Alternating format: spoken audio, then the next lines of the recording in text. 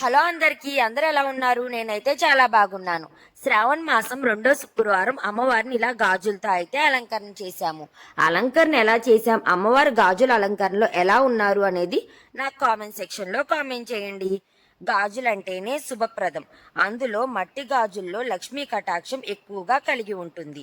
హిందూ సనాతన ధర్మంలో మనుధర్మ శాస్త్రంలో స్త్రీకి సంబంధించి సకల సౌభాగ్యాలతో సంపూర్ణమైన సౌభాగ్యవతిగా అమ్మవారు మనల్ని దీవిస్తుంది. అమ్మవారు రౌద్ర రూపంలో ఉన్నప్పుడు ఆమె చేతుల్లో ఉన్న ఆయుధాలు అపార శక్తిని కలిగి ఉంటాయి. రాక్షస సంహారం చేసిన అమ్మవారి చేతులు నాజూకుతనాన్ని కోల్పోయి రౌద్రంగా మారిపోతాయి.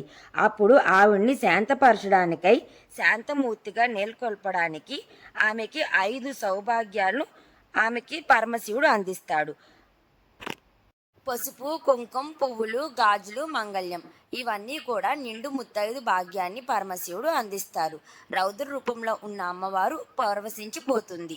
ఎంతో మంది భక్తులు శ్రావణ మాసంలో పసుపు కుంకాలు అమ్మవారికి సమర్పించుకుంటారు. వచ్చిన భక్తులందరి చేత మా మమ్మీ ఘనంగా పూజ చేయించి భంజన కార్యక్రమం ఘనంగా జరుపుకున్నాము. ఈ నెల రోజులు లక్ష్మీదేవిని పూజిస్తే అఖండ ఐశ్వర్యం కలుగుతుంది.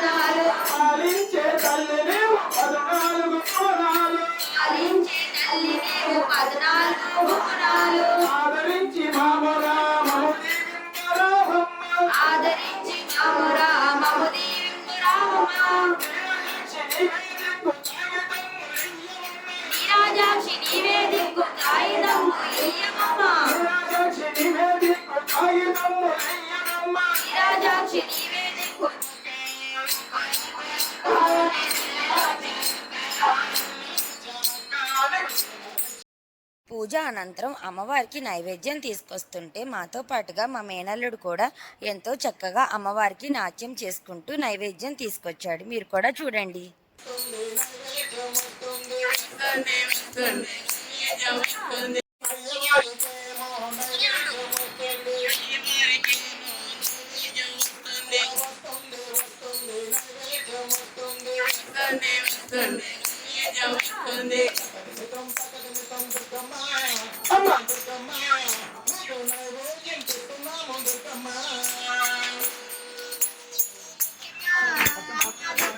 శ్రావణ మాసం అనే కాదు, ప్రతి శుక్రవారం కూడా అమ్మవారి దగ్గర ఇలా అయితే మేము భజన సంకీర్తనం అయితే చేసుకుంటాము.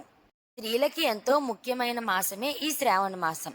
ఈ శ్రావణ మాసం ఎప్పటి నుంచి ప్రారంభం అవుతుంది, ఎప్పటి వరకు ఉంటుంది, వరలక్ష్మి వ్రతం ఎప్పుడు చేసుకోవాలని ఎంతో మంది భక్తులకి సందేహం అయితే ఉంటుంది. జూలై 25 నుండి ఆగస్టు 23 వరకు శ్రావణ మాసం ఉంటుంది. పౌర్ణమికి ముందొచ్చే శుక్రవారం రోజున వరలక్ష్మి వ్రతాన్ని అయితే చేసుకోవాలి. ఇప్పుడు కుదిరిన వాళ్ళకి ఈ శ్రావణ మాసంలో ఏ శుక్రవారాన్నైనా కూడా వరలక్ష్మి వ్రతాన్ని అయితే జరుపుకోవచ్చు. నా వీడియో కనుక మీకు నచ్చినట్టయితే మరిన్నో వీడియోస్ కోసం నా ఛానల్ని అయితే సబ్స్క్రైబ్ చేసుకోండి.